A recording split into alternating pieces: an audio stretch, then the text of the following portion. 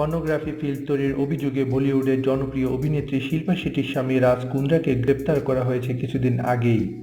গত সোমবার রাতে মুম্বাই পুলিশ রাজ কুন্দ্রাকে গ্রেপ্তার করে বলে নিশ্চিত করেছে ভারতীয় গণমাধ্যম। তবে রাজ কুন্দ্রাকে নিয়ে বিতর্ক এবারই নতুন নয়, এর আগেও তাকে নিয়ে আলোচনায় হয়েছে বলিউড পাড়ায়। আজকের ভিডিওতে আমরা দেখাবো তার যত কুকীর্তিগুলো। প্রথম স্ত্রীর সঙ্গে বিচ্ছেদ। শিল্পা শেট্টিকে বিয়ের আগে কবিতা নামের একজনকে বিয়ে করেছিলেন রাজ কুন্দ্রা।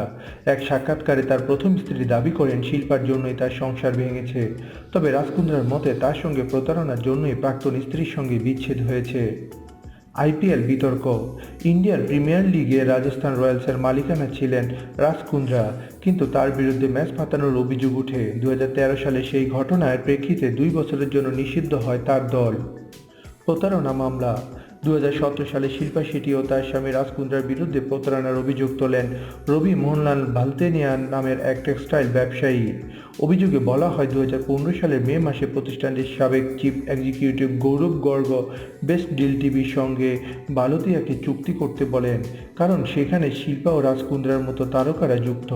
এরপর প্রতিষ্ঠানটির পরিচালকদের সঙ্গে দেখা করে বেস্ট ডিল টিভির মাধ্যমে তিনি ব্যবসা শুরু করেন। প্রাথমিকভাবে পণ্য বিক্রির জন্য ঠিকঠাক অর্থ পাচ্ছিলেন, কিন্তু 2016 সালের জুলাই থেকে সেপ্টেম্বরে এসে তার প্রাপ্য অর্থ দেয়নি প্রতিষ্ঠানটি। রবি ভালতিয়া দাবি করেছেন এই অর্থের পরিমাণ 24,12,000 রুপি। এরপরই থানায় অভিযোগ দায়ের করেন তিনি।